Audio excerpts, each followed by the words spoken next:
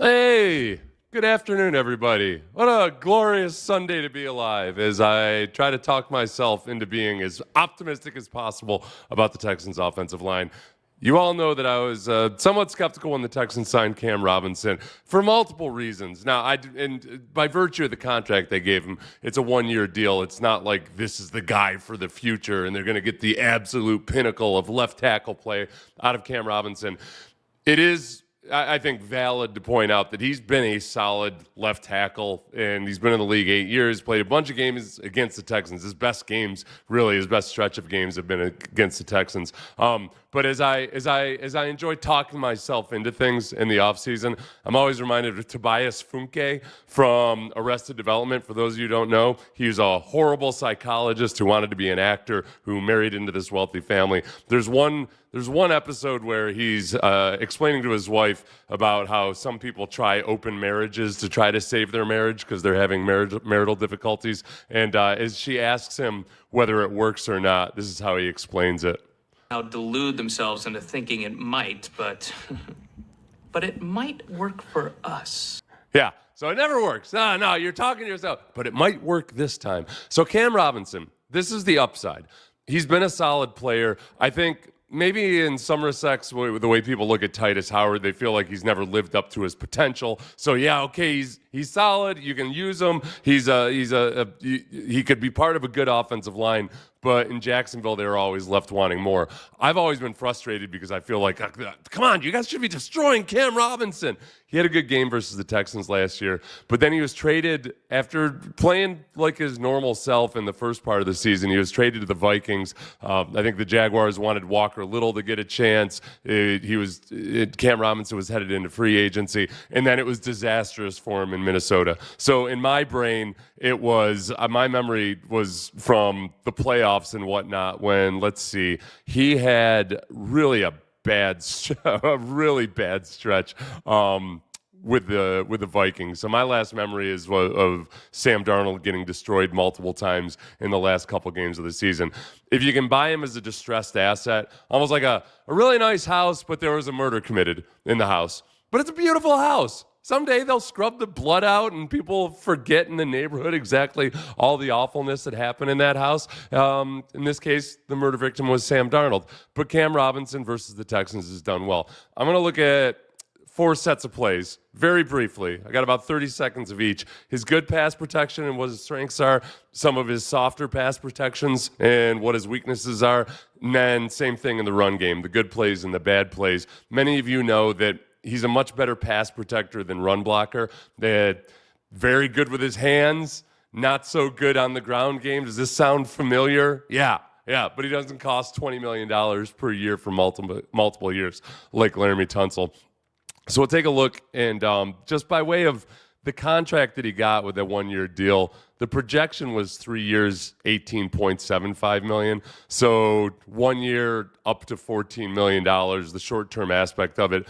I'm totally cool with that. We just want to get the absolute best play out of him. So we'll run through these. These are all from the Texans game last year. So number 74, your left tackle.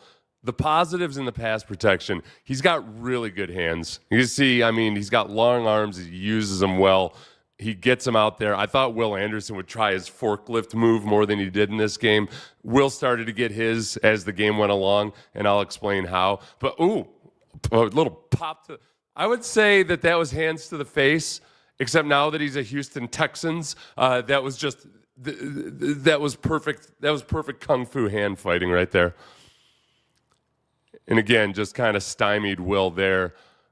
One more of the good ones. This one wasn't perfect. Will started to try to get the edge on him. Trevor Lawrence does a good job stepping up. He's a veteran player. Cam Robinson has a good feel for the geometry of the pocket. Now, the weaknesses, and this kind of ties in with his weaknesses as a run blocker, but as good as he is with his hands, as good as he is at the surgical side of pass protection, power sometimes, and that one wasn't, that didn't really get him there. Oh, that was his last good one. Okay. Power is what gets to him. And you can see he gets up on skates, gets bent up backwards.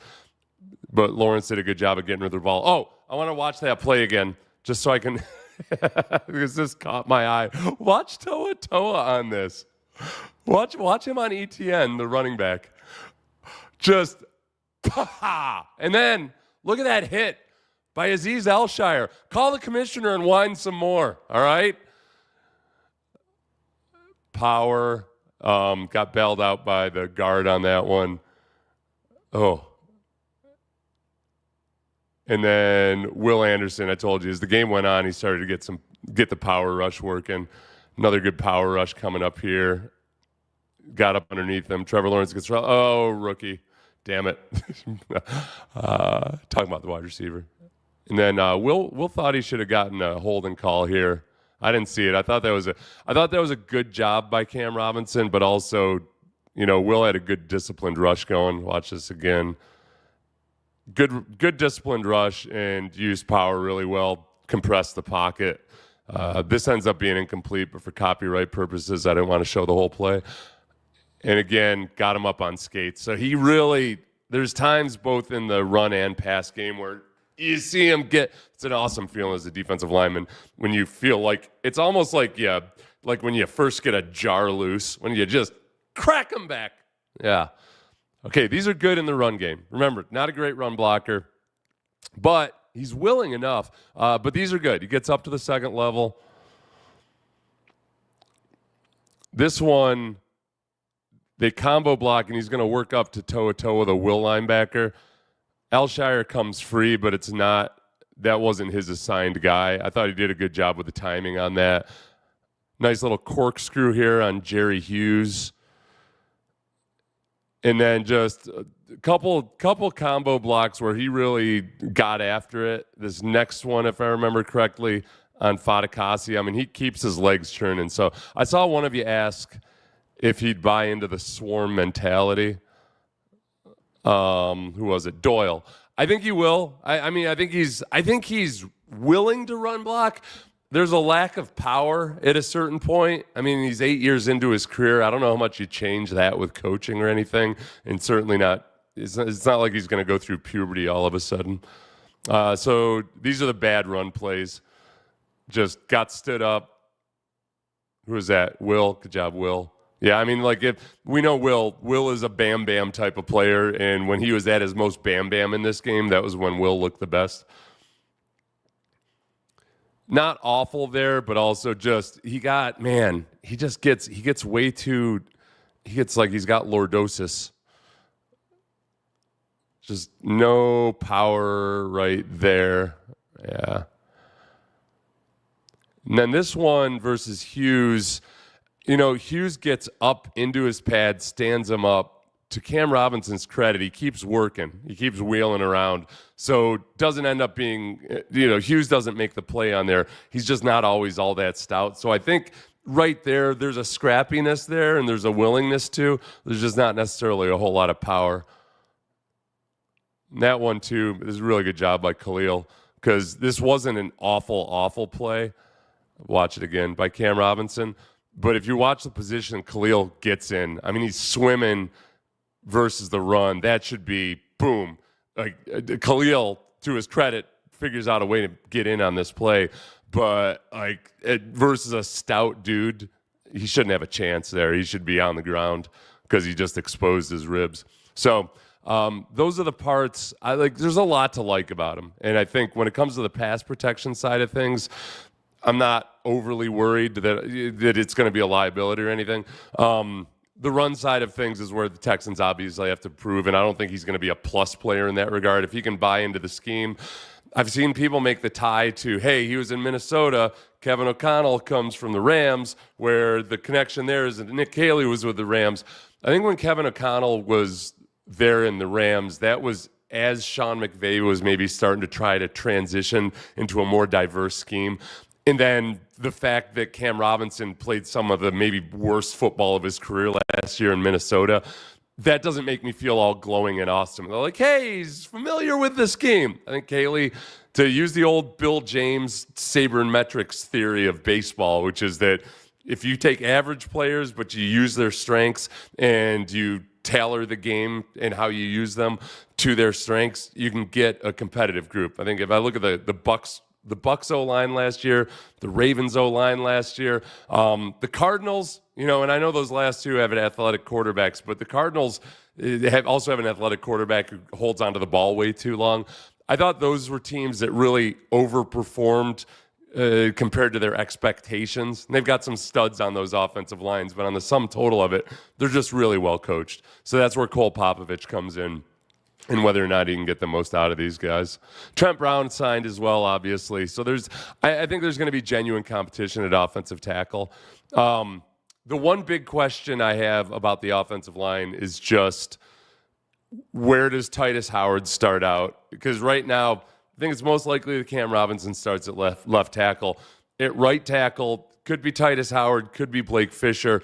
And depending on what happens in the draft, depending on how Ed Ingram looks or Laken Tomlinson looks during the preseason, I think it could be any number one of those things. But I feel all right with Cam Robinson at left tackle right now. Yeah, and I meant that to answer your question, Ezekiel. Maybe don't use Robinson for run plays. I know you're joking, UXG freestyles. I am always intrigued by the lack of rotation on offensive linemen. I think I just answered that maybe as you were asking the question. I think the coaches are basically looking for experienced, intelligent linemen that can be coached while they rebuild in the next few years. Right, and I've said the same thing.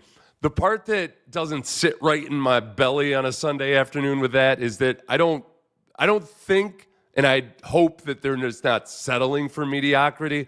I think there's a lot of upside with Jarrett Patterson and Juice Scruggs. I know I think most of us tend to be more optimistic about the upside of Jarrett Patterson. Juice Scruggs hasn't really had the benefit of, neither of those guys have really had the benefit of playing next to good guards, consistently good guards, and it's really hard for a center to rise above the caliber of your guards.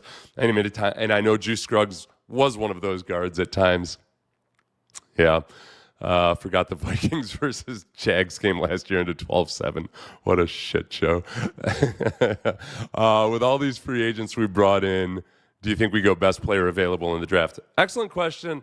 And it's always, every single team will tell you, of course we go best player available.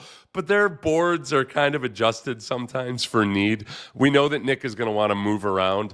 I think that there's a good chance, there's a really good chance they go best player available. I think that signing Trent Brown, re-signing Mario Edwards, these types of moves, bringing back in Sheldon Rankins, these are the kind of moves, it's signing Ed Ingram and Laken Tomlinson, the kind of moves that put you in a position on draft day where you don't feel like you really have to stretch for somebody.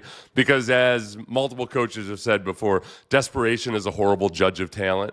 I think they're there right now. I think, yes, we'd all love to have another guy on the outside opposite of Nico Collins that you feel awesome about.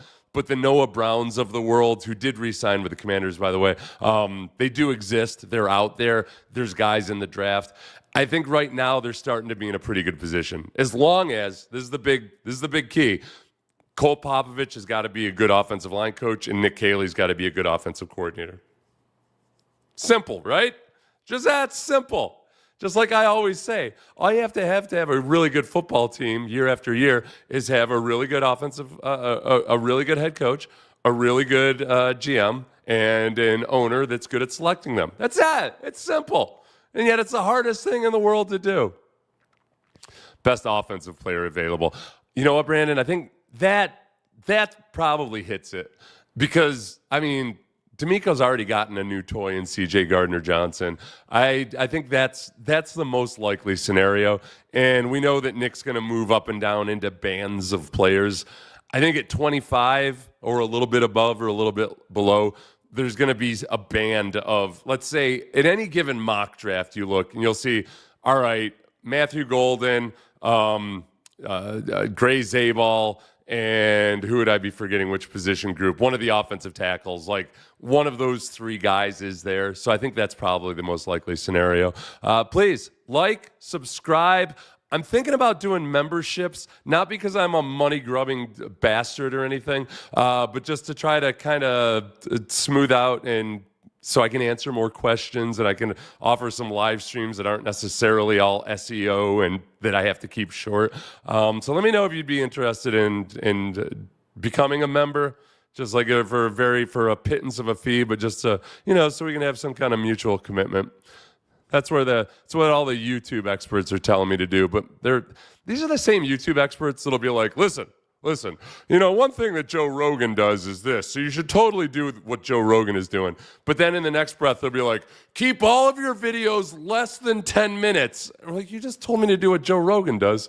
And he does like 17-hour interviews. So I don't know. Just whatever. Nobody knows anything.